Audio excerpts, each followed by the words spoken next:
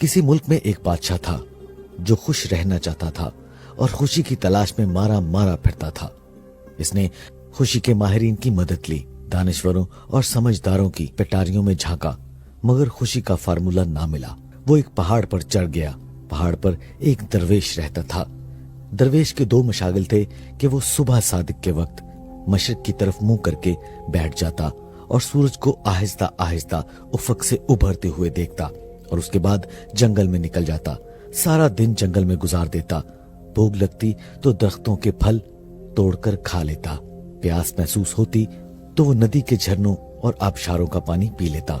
दरवेश के पास रहने के लिए एक झोंपड़ी थी। वो रात को झोंपड़ी में आ जाता। दरवेश के पास सर्दियों के लिए 2 कंबल थे, गर्मियों के लिए खुला आसमान और ठंडी जमीन, और बदन को ढांपने के लिए कपड़े की जरूरत जाहिरी पूरी कर देते थे। दरवेश के पास इसके अलावा कुछ नहीं था, लेकिन उसके बावजूद वो खुश था। बादशाह इसकी खुशी की वजह दरियाफ्त करने के लिए दरवेश के पास पहुंच गया। दरवेश ने बादशाह की बात सुनी और कहका लगाकर लकड़ी की चप्पल पहनी और बादशाह से कहा, बादशाह सलामत, मैं इस बात का जवाब आपके दरबार में जाकर दूंगा। बादशाह ने दरवेश को घोड़े पर बिठाया और दारुल खलाफा आ गया। दरवेश ने दरख्वास्त की, आप किसी जरूरतमंद को बुलाइए। बादशाह ने ट्रे से एक खत निकाला। वो खत वजीर के हवाले किया और जरूरतमंद को तलब करने का हुक्म दिया। जरूरतमंद को दरबार में हाजिर कर दिया गया। दरवेश ने बादशाह के कान में नीम सरगोशी की, आप हुक्म जारी करें। बादशाह बोला, ऐ जरूरतमंद, तुम जाओ मेरी सल्तनत में ढूंढो। तुम सूरज गुरूब होने तक जमीन पर जितना बड़ा दायरा बना लोगे, वो जमीन सारी की सारी तुम्हारी हो जाएगी। लेकिन शर्त यह है कि जहां से भागोगे मगरिब होने से पहले वहां ही वापस आना है। बादशाह ने जरूरतमंद को हुक्म दे दिया। हुक्म जारी होने के बाद बादशाह, दरवेश और दरबारी महल के सामने कुर्सियां रखकर बैठ गए। जरूरतमंद को लकीर खींचकर एक मुकाम पर खड़ा कर दिया गया। बादशाह का रुमाल हिला और जरूरतमंद ने दौड़ शुरू कर दी। जरूरतमंद ने दौड़ के आगाज में वक्त को 2 हिस्सों में तकसीम कर दिया।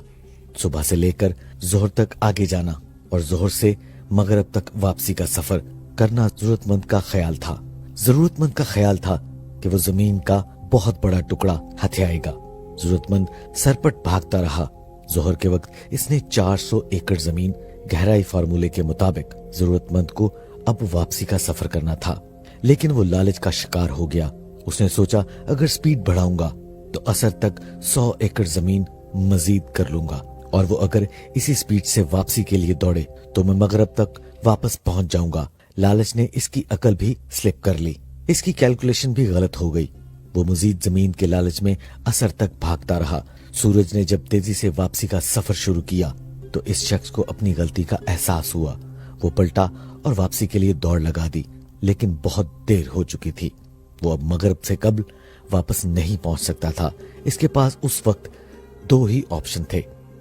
नंबर 1, वो अपनी हार मान लेता, दौड़ना बंद कर देता और चुपचाप घर वापस चला जाता, या फिर जीतने के लिए सर तोड़ कोशिश करता। वो दूसरे ऑप्शन पर चला गया और इसने दूसरा फैसला भी गलत किया। इसने सर तोड़ कोशिश की और ठान ली, भागने की स्पीड बढ़ा दी और बुरी तरह थकावट का शिकार हो गया था। लेकिन इसके बावजूद दीवानावार दौड़ता रहा और वो वक्त पर पहुंचने की कोशिश में अपनी स्पीड बढ़ाता रहा, यहां तक कि उसके फेफड़े फट गए।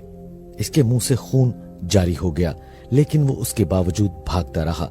आखिर बादशाह तक पहुंच गया, लेकिन मुकाम तक पहुंचने के बाद उसने लंबी हिचकी ली और फिर जमीन पर तड़पा और वहीं मर गया। इस तरह वो जमीन तो जीत गया, लेकिन जिंदगी हार गया। दरवेश उठा और जमीन पर गिरे हुए शख्स के करीब आया। हाथ से उसकी खुली आंखें बंद की, बादशाह को करीब बुलाया और उसके बाद शख्स की लाश को देखा और बोला, बादशाह सलामत, लालच के पुजारी कभी खुश रह ही नहीं सकते। ये शख्स मुझसे बेहतर जिंदगी गुजार रहा था। मेरे पास एक जोड़ा लकड़ी के जूते, 2 कंबल और 1 प्याले के सिवा कुछ नहीं। मैं शहर से कोसों दूर पहाड़ पर रहता हूँ, फल खाता हूँ और नदियों का पानी पीता हूँ, लेकिन इसके बावजूद मैं खुश हूँ, क्योंकि मैं लालच नहीं करता। जब आपके पास मेरे मुकाबले में इस शख्स के असासे देखे तो ये शख्स मुझसे हजारों दर्जे बेहतर था। इसके पास मकान भी था, बीवी बच्चे भी थे, कपड़े भी थे, सवारी भी थी, दाल अनाज और जमीन जायदाद भी थी। लेकिन इसके बावजूद जमीन पर गिरकर मर गया, क्योंकि ये अपने अंदर के लालची इंसान को काबू न कर सका। ये दीवानावार खुशियों के पीछे भागता रहा। ये कभी किसी को दरख्वास्त दे देता, कभी आपको अर्जी भिजवाता। किस्मत ने इसका साथ नहीं दिया। इसकी लॉटरी निकल आई। आपने इसे जमीन घेरने की इजाजत दे दी। ये भागा, लेकिन इसका लालच भी इसके साथ भागा। ये अगर समझदार होता, ये अगर दरमियान में कनात करके हार जाता, जो हासिल किया उस पर इस्तेफादा कर लेता, शुक्र अदा करता, तो शायद अपनी जिंदगी बहुत अच्छी से गुजार देता। ये नेमत इसके लिए काफी होती। लेकिन ये लालच के घोड़े से न उतरा। ये भागता रहा, यहाँ तक कि लालच ने इसकी जान ले ली। दरवेश ने लंबी सांस ली और बोला, बादशाह सलामत, लालच और खुशी दोनों इकट्ठी नहीं रह सकती। आप खुश रहना चाहते हैं तो आपको लालच को खत्म करना होगा। खुशी खुद ब खुद आपके घर में बस जाएगी।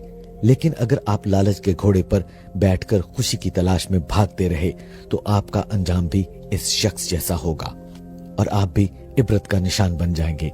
बादशाह की आंखों में आंसू आ गए और उसने नर्म लहजे में कहा, जनाब, आप बादशाह होते हुए लालच से कैसे बच सकते हैं? दरवेश ने कहका लगाया और बोला, इख्तियार में इजाफा बादशाहों की लालच होती है, और जो बादशाह ज्यादा से ज्यादा इख्तियारात हासिल करने की कोशिश करता है, उसमें और जमीन पर गिरे हुए इस शख्स में कोई फर्क नहीं होता। आप इख्तियारात समेटने के बजाय इख्तियारात बांटना शुरू कर दें, आपको खुशी मिलेगी। अपनी ताकत, दौलत और ओहदे की वजह से खुद को दूसरों पर बड़ा समझना और दूसरे लोगों को खुद से कमतर समझना और हकीर समझना, या खुद को खुदा समझना और वो अपनी ताकत और दौलत से कुछ भी कर सकते हैं और कोई उनका कुछ भी नहीं बिगाड़ सकता, गरूर कहलाता है। या आप इस बात को इस तरह भी बयान कर सकते हैं कि गरूर एक ऐसी इंसानी हालत का नाम है जिसमें इंसान खुद को दूसरों से फौकियत और फजीलत देता है। अल्लाह ताला सबसे ज्यादा गरूर और तकब्बुर को नापसंद फरमाता है। गरूर का गुनाह सबसे पहले शैतान ने किया था। हजरत आदम अलैहिस्सलाम को, तमाम फरिश्तों को और शैतान को यानी इब्लीस को अल्लाह ताला ने सजदे करने का हुक्म दिया, तो शैतान ने ये कहा कि सजदा करने से इनकार करता हूँ। हजरत आदम अलैहिस्सलाम को मिट्टी से बनाया गया है और मैं आग से बना हूँ, तो अल्लाह ताला ने शैतान के इस गरूर को सख्त नापसंद फरमाया और शैतान को कयामत तक मोहलत देकर अपनी बारगाह से निकाल दिया। इस दुनिया में लोग अपनी ताकत, दौलत और ओहदे के नशे में अपने अंदर इस कदर गरूर और तकब्बुर पैदा कर लेते हैं कि खुद को खुदा समझने लगते हैं।